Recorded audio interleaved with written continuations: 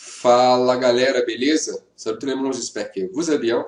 Aujourd'hui, on parle un peu de acentuação. Quand je mets l'accent en portugais. C'est pas vraiment difficile. Il y a quelques règles, bien sûr, mais ce n'est pas du tout difficile. Si je pense, par exemple, au français, il y a des mots avec trois accents.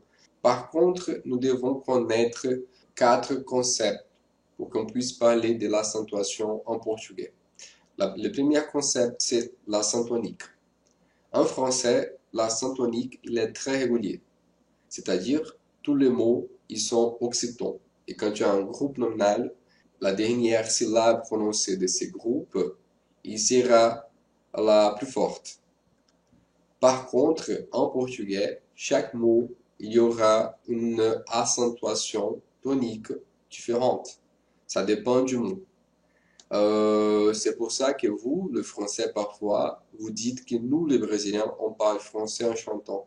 Parce qu'on varie tout le temps la cadence des mots. Vous, les Français, quand vous parlez le portugais, parfois, ça nous semble que vous êtes, je ne peux pas dire triste, mais la cadence, elle est toujours la même. C'est comme si vous êtes tout le temps très doux, très calme même quand vous dites une chose méchante. Oui, voilà, c'est ça. Et alors, on travaille un peu. L'accent tonique, j'ai déjà marqué ici, mais systématiquement en relief une syllabe dans un mot en augmentant la hauteur, la force ou la durée du son. Souvent, une combinaison de ces trois facteurs. Ok, ça, c'est l'accent tonique. L'accent en portugais, il dit quelle est la syllabe la plus forte du mot. Pour ça, le maximum, quand tu as un mot, c'est un accent. Euh, alors, il y a trois possibilités en portugais. Les mots que nous sont proparoxytons, c'est-à-dire un mot dont l'accent tonique est placé sur la antépénultième avant-dernière syllabe. Par exemple, lâmpada. Lâmpada. La plus forte, c'est la, lâmpada. C'est vraiment différent si tu parles en portugais lâmpada. Si tu parles en portugais lampada.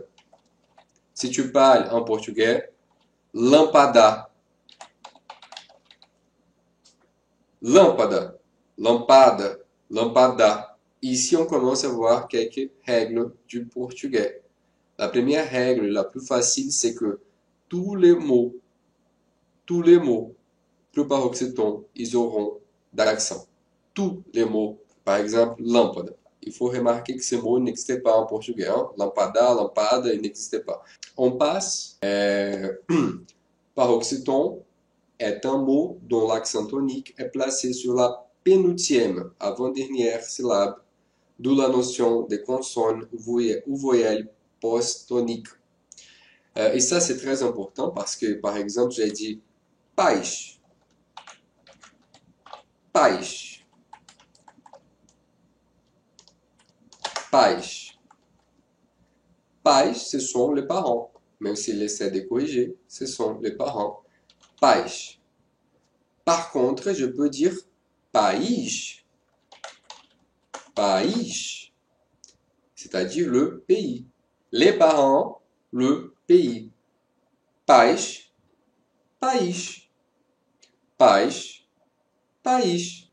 Vous voyez, c'est différent. Et bien sûr, si tu as un mot monosyllabe, il sera toujours oxytone. Par exemple, paz, la paix, paz, ou quand même, país. Ok, on continue. Nous avons déjà vu une règle. Tous les mots préparoxytons, ils sont accentués. Il faut dire aussi les accents.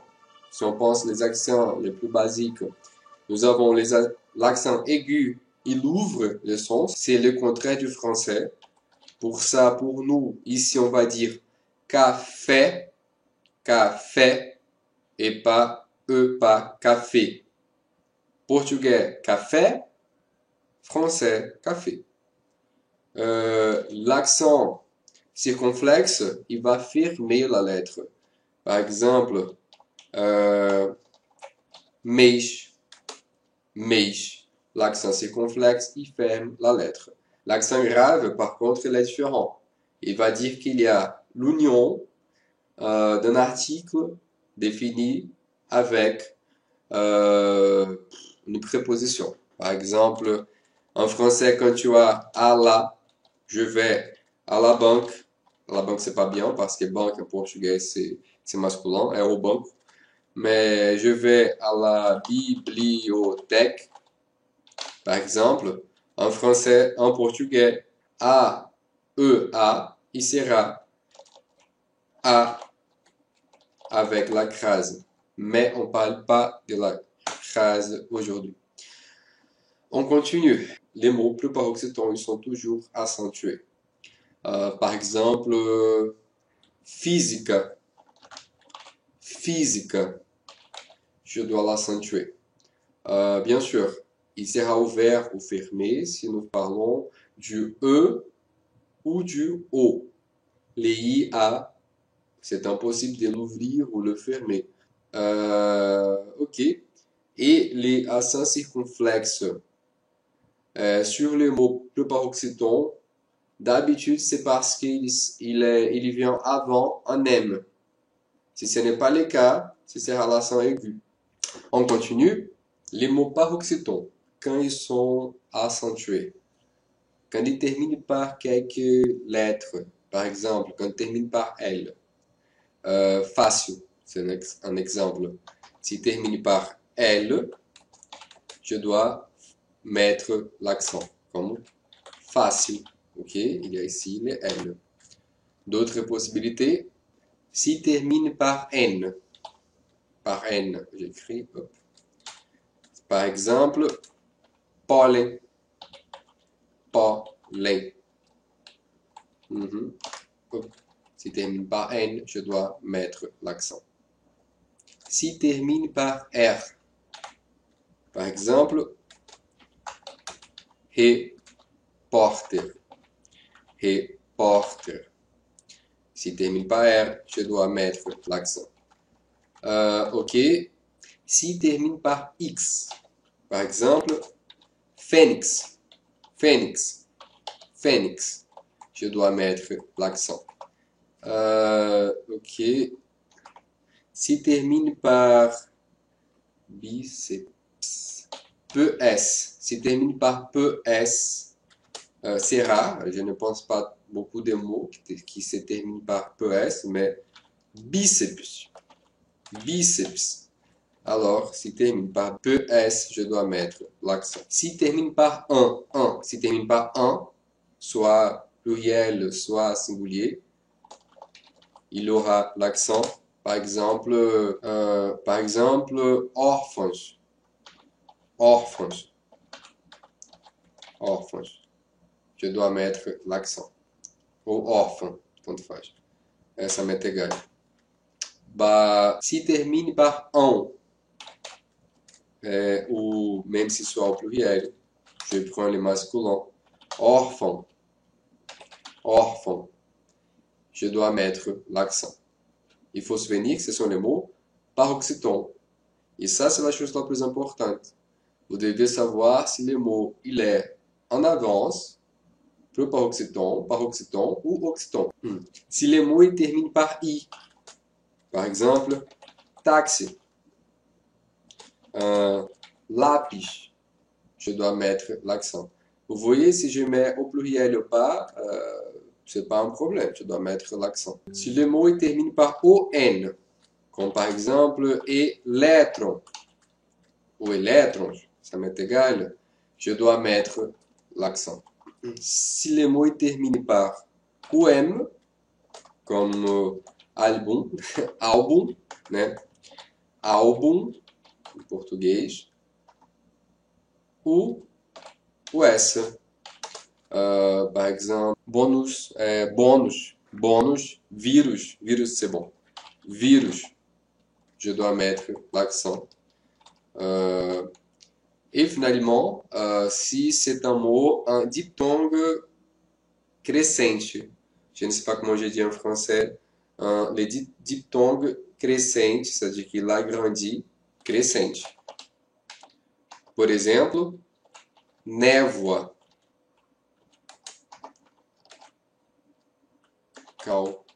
calvície, série,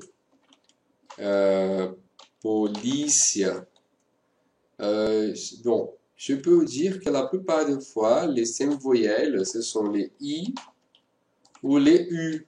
Par exemple, ténue, ténue. D'habitude, la 5 voyelles, c'est U ou I. Mais l'idée, c'est que la dernière syllabe, elle est la plus forte quand je la prononce. Regarde, c'est pas la plus forte, mais la plus élevée. J'ai dit névoa, calvície, série, polícia, ténue. Alors, si c'est un diphtongue crescente, je dois mettre l'accent sur les mots s'ils soient paroxytones. Bah, on passe, maintenant on arrive aux mots oxytons. Bon, les mots oxytons, ils sont accentués quand ils terminent par A, E, O et M, E, N, S. Par exemple, chat. Par exemple, paix. C'est un exemple. J'écris. Par exemple, paix. Comme par exemple, pot. Par exemple, vin. Par exemple, Jérusalem. Jérusalem et parabéns. Dans ces cas, il faut qu'on fasse l'accent. Ah, j'ai oublié quelque chose. Il y a encore une autre notion, je pense, est au hiato. Comment vous prononcez en français? Hiatus, comme ça. Hiatus, vous prononcez le S parce qu'il vient du latin, c'est ça? C'est les cas où, même s'il y a les rencontres des deux syllabes, elles sont séparées. Elles ne font pas partie de la même syllabe. Par exemple, quand nous avons un mot comme caféina, raízes. Vous voyez que je sépare. Même s'il y a une rencontre des deux voyelles, elles ne sont pas dans la même syllabe. Dans ces cas, vous devez l'accentuer toujours les syllabes du hiatus, qui soient les I, caféine, raízes, ou les U. Mais je ne pense pas en exemple maintenant. Mais s'il y a les I et les U d'un hiatus, tu devras l'accentuer. Bah, je pense que c'est suffisant pour aujourd'hui, bien sûr. Il y a accent, c'est pour différencier. Comme vous avez en français, les OU, la question, les OU, l'alternance. Par exemple, tu peux dire pour les verbes mettre, pour, ou la préposition pour. Eu vim por você. Então, il y a cette possibilité, mais aujourd'hui, je ne parle pas de ce type d'accent différentiel. Bon, j'espère que vous aimez. Maintenant, notez, étudiez, faites des exercices. Et si vous aimez, je vous demande likez, partagez, inscrivez-vous, mettez sur les commentaires les doutes de portugais brésilien. Ça m'aide bien à faire des vidéos, à penser les sujets. Nous ferons des vidéos, j'essaie de faire des vidéos tous les mercredis à 13h, Brésil, c'est-à-dire ça fait 18h, en dépendant de l'époque française, France. Le voilà. Merci bien, à la prochaine. Et si vous pratiquez le portugais, vous comprenez un peu le portugais, je vous conseille de regarder les autres vidéos de voyage, le Brésil.